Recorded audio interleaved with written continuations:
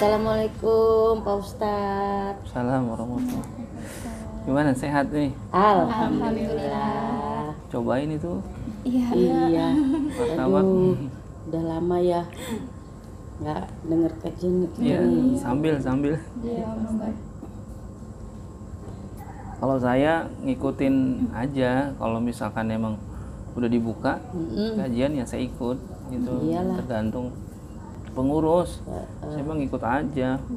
Cuma memang belum pada berani, bukan berani artinya memang harus ngikutin protokol kesehatan. Jadi teman-teman daripada ngambil resiko mending nanti dulu lah gitu.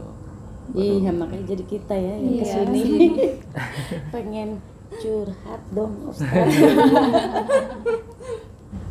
Ada apa kali?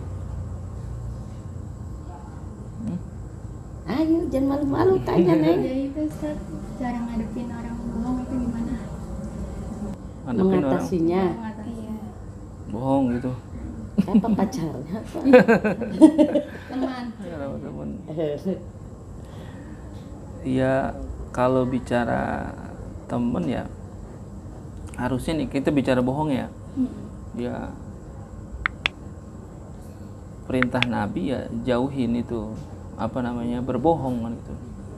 Kalau Rasulullah pesan tuh ke Sayyidina Ali ya perintahnya apa? Usduk ya.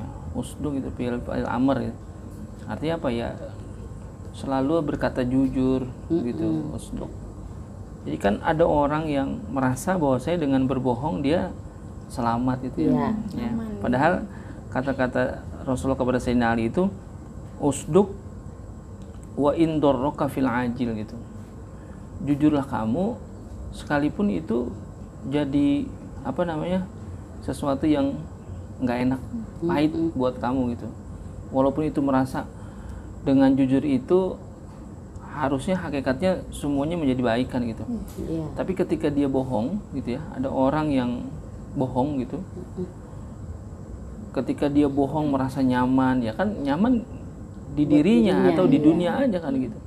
Maka disebut di situ usduk wa indorroka fil ajil. Jujurlah kamu sekalipun itu mudorot, bikin nggak enak diri kamu, tetap jujur gitu. Jadi jangan berhenti untuk berkata jujur kan itu.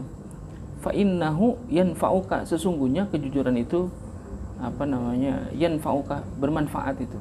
Manfaatnya luar biasa buat kamu fil ajil, nanti di akhirat. Jadi kalau ada orang yang merasa sekarang saya pengen berkata jujur tapi takut, saya pengen berkata jujur tapi kok nanti malah nggak enak. Memang kejujuran itu bisa jadi kata Nabi bahwasanya wa indorroka, sekalipun kejujuran itu menjadi apa? Bikin nggak enak kita, tetap jujur. Karena nanti ada buah yang manis dari kejujuran itu. Nah, sebaliknya gitu Rasulullah pesannya apa? Wala takdzib, jangan pernah berbohong. Karena bohong itu gimana? Wa inna fa'aka fil ajil, bisa jadi orang dengan berbohong ada manfaatnya nih. Di mana? Di dunia. Jadi apa? Nggak ketahuan, merasa nyaman atau tertutupilah aibnya, kesalahannya, dia merasa nyaman. Itu di mana? Di dunia. Tetapi apa? Nanti di akhirat fa innahu yadurruka fil ajil. Karena sesungguhnya kebohongan itu akan memudorotkan kamu di mana? Nanti di akhirat. Jadi kalau ada orang sekarang berbohong merasa nyaman, merasa enak, ya emang itulah dunia. Allah kasih di dunia seperti itu. Tapi nanti di akhirat jangan disangka orang-orang yang berbohong itu nanti akan terbebas dari kebohongannya. Kalau sekarang dia merasa bohong lalu merasa nyaman dengan kebohongannya, udah pasti ada orang yang berbohong itu ketika dia mau melakukan satu kebohongan dia akan ketagihan istilahnya untuk melakukan kebohongan yang kedua kan gitu. Kalau udah kedua ntar yang ketiga keempat gitu. Jadi untuk menutupi kebohongannya dia ngapain? Bohong lagi gitu. Itulah. Ya sekarang kalau pertanyaannya bagaimana kita cara menghadapi orang yang berbohong, ya sebetulnya kalau Nabi itu ngajarin kita untuk tidak putus asa, untuk selalu memberikan nasihat, apalagi dia teman kita kan gitu. Dan juga jangan lupa berdoa gitu, minta petunjuk, mudah-mudahan si fulan itu dikasih petunjuk kan gitu. Untuk apa? Untuk meninggalkan apanya? Kebohongannya. Kan gitu. Udah bohong mulu, tinggalin aja udah kan gitu. Jangan. Kalau itu teman kita jangan. Kan 1000 teman itu dikit ya. Iya. 1000 teman tuh dikit. Satu musuh banyak kan gitu. Jadi sayang gitu kalau bisa jadi ya dia berbohong itu kan. Ada juga emang orang ya emang karakternya begitu.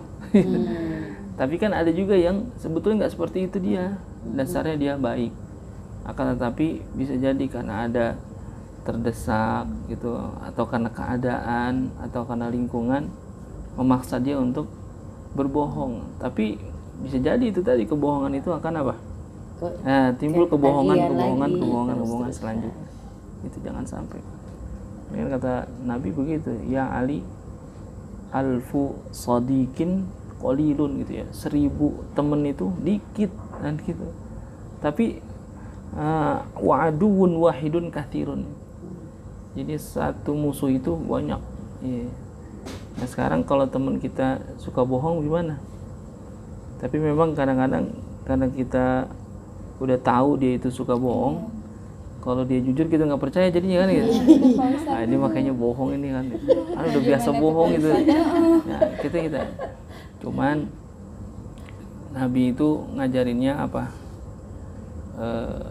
Iyyakum wazzanni. Jadi jangan pernah kita bersangka buruk gitu, jangan. Jadi kalau misalkan kita ketemu lagi sama dia yang biasa nih, yang suka bohong sama kita, lalu dia ngomong, kita jangan suuzon dulu. Dia jangan-jangan bohong, jangan. Nggak boleh juga. Iya. Dia bohong dosa nggak? Dosa. Kita Suuzon dosa nggak? Ya, dosa juga suuzon gitu. Jangan suuzon. Kita husnuzon aja. Ya, jangan-jangan hari ini dia nggak bohong nih, kan gitu. Dapat pahala kita. Andai kata dia bohong lagi, ya dia yang dapat dosa, kita mah dapat pahala, udah husnuzon gitu. Tapi emang itu sulit kan? Karena udah direkam sama kita. Iya, gitu. Pak. Ini mah biasa bohong, ini kan pasti bohong kan gitu. Iya. Tapi ya lagi-lagi ya, kalau Islam mengajarkan jangan sampai ya itu kita bersuuzon sama orang, sekalipun ada orang-orang yang biasa dia berbohong, biasa dia berbuat zalim deh sama kita, biasanya seperti itu. Tapi Nabi ngajarin jangan pernah kita bersuuzon kepada orang lain, sekalipun orang itu terbiasa melakukan kezaliman kepada kita, kan gitu. Iya gitu Pak. Waduh. Susah amat ya kadang. Gimana ya? Ya kan Nabi gitu. Sabar. Nabi itu selalu memaafkan orang yang menzolimi kita, kan gitu. Nabi ngajarinnya. Kalau kita sejatinya ada orang yang zolim sama kita, kita ngapain? Kesel. Balas kalau bisa. Kalau bisa lebih parah lagi kan. Iya. Ada orang nggak nanya sama kita, ngapain? Nanya nggak? Enggak. Kalau bisa sampai di kiamat kita nggak tanya kan gitu. Iya, Pak. Tapi kalau Nabi ngajarin kalau ada orang nggak nanya, kita duluan yang nanya. Andai kata kita udah nanya dia nggak dijawab juga, ya kita dapat pahala kan gitu. Dia nggak mau negor sama kita, ya kita tegur duluan. Assalamualaikum, nggak dijawab, ya udah. Jangan nyesel. Tadi gua agak salah, bukan begitu. Jangan, terhilang itu nilai kebaikannya. Tapi kalau yang kita sapa itu nggak mau, udah kita coba baik berkali-kali terus nggak ini, gimana? Iya, nggak. Masa kita bebel nanya Ya terus? udah nggak apa-apa nanya Nggak apa-apa. terus. Tapi kalau emang udah nggak kuat ya jangan.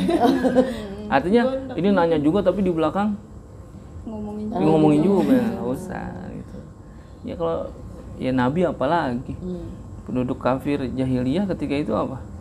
Diajak sama Nabi beberapa kali kan. Ya bahkan Nabi mah bukan hanya dicuekin tapi diapain? Timpuk. Ya ditimpuk. Kita kan apa ditimpuk nggak? Ngambil ditimpuk cuma dicuekin doang kan gitu. Gitu. Cuman lebih sakit emang dicuekin ya kan gitu. WA di read doang gitu ya. Jadi nggak dibalas gitu. Oh gitu. Ya kalau bicara kebohongan ya memang ada yang mendorong juga kan gitu.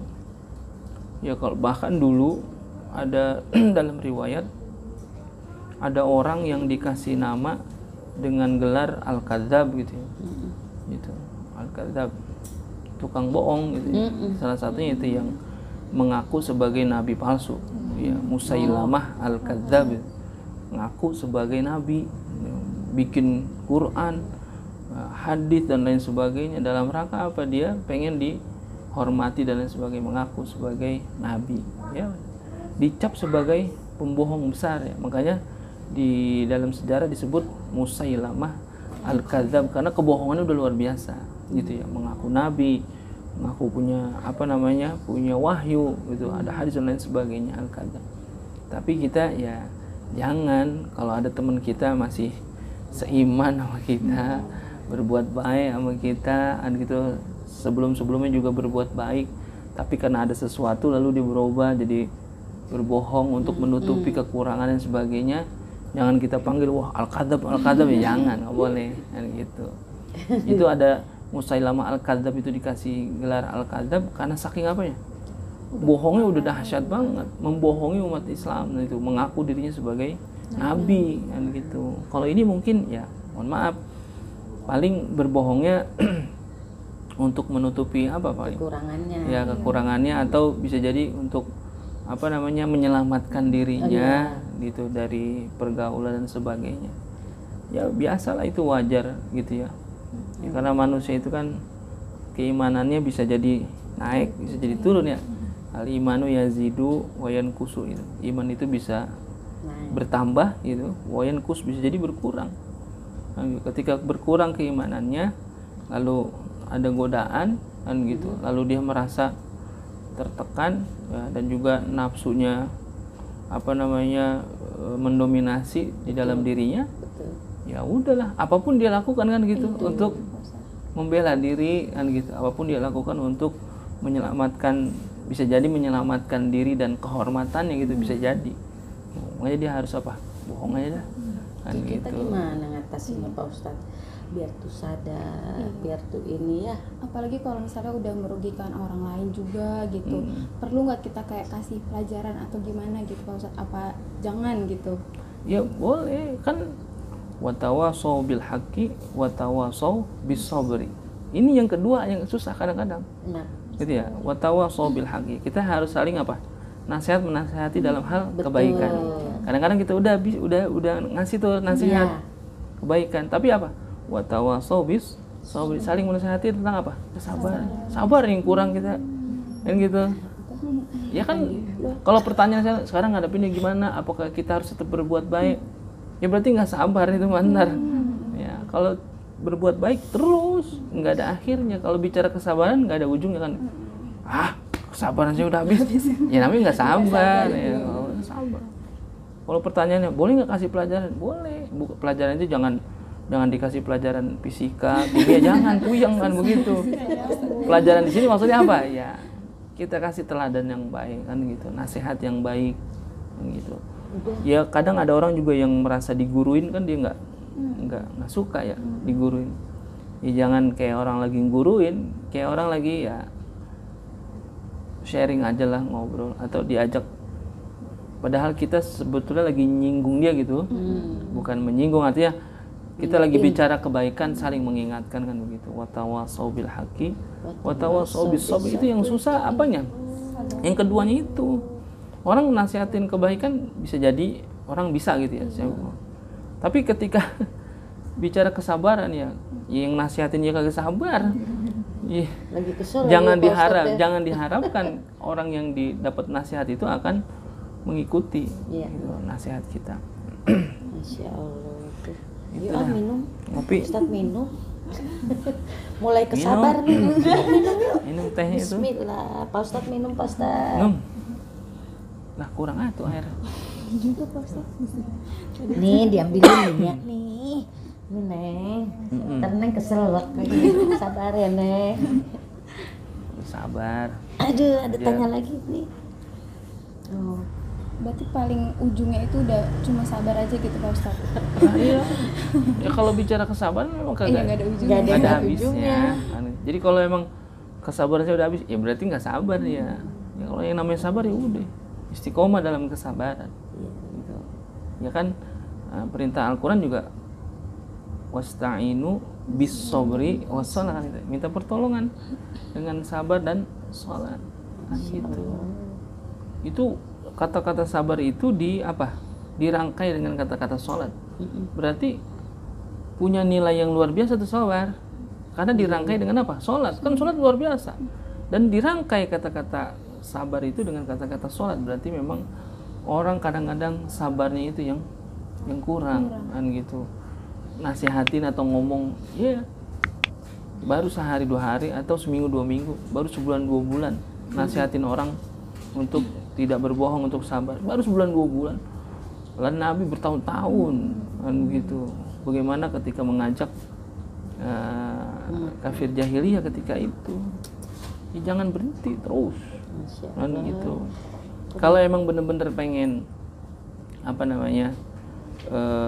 punya bekas ya, utamanya bekasnya di diri kita nih. Ya kan kita bisa jadi teman yang baik, ya teman yang tidak baik, ya lingkungan yang baik, lingkungan yang tidak baik, semuanya ujian kan gitu. Ada punya teman baik banget, itu ujian juga. Bagaimana kita bisa nggak ngadepin teman yang baik itu? Bersyukur nggak kan gitu? Kita manfaatin nggak? Manfaatin di sini maksudnya bukan dimanfaatin kayak gimana? Artinya kita ketika punya teman yang baik itu kita akan kebawa kebaikannya nggak, apa nggak gitu. Punya teman yang nggak baik ya sama juga, ujian juga. Kira-kira kita bisa nggak ngajak dia untuk kebaikan kan gitu, atau bukan merubah ya, artinya saling menasihati lah dalam kebaikan itu ya. Susah ya seperti itu. Iya. Cuman memang cara ada kata-kata ya mawaddatus shadiq tazharu waqtaddi kan gitu. Jadi teman yang baik itu akan kelihatan di mana? Di waktu-waktu sempit kan gitu. Kadang-kadang kita lagi seneng, teman kita ada datang kan gitu. Giliran kita lagi susah, teman kagak udah hilang gitu. Jadi salah satu kategori begitu ya, ngukur teman kita yang ya, ngukur teman kita yang baik di mana ya, dalam setiap keadaan teman kita itu ada. Nah itu teman yang sesungguhnya kan begitu. Gitu. Ada juga teman yang hilang-hilangan mulu ada. Gitu. Ya itu jadi ngadepinnya selain udah dinasihatin udah. Ya udah nasihatin udah. Ya sekarang kita terus dia belum mau berubah. Ya belum berubah ya kita sabar. Ya terakhir ya kita munajat sama Allah. Ya kan ya muqallibal qulub kan gitu. Kan Allah yang bolak-balikin hati. Kita mah cuma apa? Cuma wasilah doang. Ya, kita nasihatin ini juga. Kalau emang Allah nggak gerakin juga nggak bisa juga. Nah, gitu. Kita kembaliin ke Allah. Kita udah usaha. Udah bagus, udah usaha namanya udah ikhtiar. Gitu, udah punya usaha untuk ngapain? Untuk saling menasihati kan gitu. Nah, terakhir ya udah kembaliin ke Allah. Itu ya bisa jadi nih senjata yang terakhir itu kita nggak punya apa ya, doa itu. Ya kan senjatanya orang yang beriman kan doa. Usaha kita gencar banget tapi nggak doa ya sama juga, sombong juga kan gitu. Usahanya gencar tapi apa, diiringi dengan doa itu kan ya bicara, ada yang doa sifatnya khusus, ada yang sifatnya umum gitu. Jadi kalau terlintas dalam hati kita, ya Allah mudah-mudahan ya berubah dia, itu kan doa juga namanya. Tapi kalau ketika dalam keadaan khusus ya sholat, kita minta doa, itu kan doa yang secara khusus. Secara umum kita pasti saling mendoakan sama saudara-saudara kita kan gitu. Tapi kalau sampai misalnya kan udah kita doain terus masih tetap kayak gitu, akhirnya kan hubungannya renggang, jadi mutus tali silaturahim, gimana proses dosa? Ya yang mutusin yang dosa kan gitu. La yadkhulul jannah qati'un kan gitu kata Nabi, tidak akan pernah masuk surga orang yang qati'un, apa yang memutuskan. Kalau pertanyaan, Pak saya dosa nggak? Ya kalau Anda yang memutuskan tali silaturahim itu ya Anda yang dosa kan gitu. Jadi yang dosa itu adalah yang memutuskan. Ya kalau kita kan udah berusaha, kita udah berusaha untuk apa? Berusaha untuk mendekati, berusaha untuk ya telepon, WA dan sebagainya, tetap untuk menjaga lah gitu, usaha kita tetap itu. Bahkan ketika ada kesalahan gitu, kita mencoba untuk memberikan masukan yang baik kan, udah coba terus. Kecuali emang kita nggak ada usaha sama sekali gitu. Dan juga ketika itu udah yang kayak begini mah temen yang ini buang aja, nah itu kan sama aja, kita juga memutuskan juga ya dosa juga kan gitu. Pelihara aja. Ketika kita udah usaha ternyata emang belum berubah juga, ya udah kita kembaliin ke Allah. Kita niatin kita bukan lagi memutuskan tali silaturahim, akan tapi memang ya Emang dianya yang menjauh, menghindar. menghindar gitu. Ya, mudah-mudahan Allah berikan petunjuk. Ya mudah-mudahan nggak ada masalah lagi ya. Ini kan ya namanya wajar, orang hidup pasti ada masalah gitu. Tetapi bagaimana kita nyikapin masalah sesuai dengan konteks keimanan kita kepada Allah. Ya mudah-mudahan semuanya diberikan petunjuk. Ya yang pada marah-marahan ya jangan marah-marah lagi dah. Balik lagi gitu. Nggak ada untungnya marah-marah. Iya. Ya udah, yuk. Ayo Itu minum. ngopi. Ayo. Saya ngopi. Yuk. Silakan. Udah puas belum, Neng?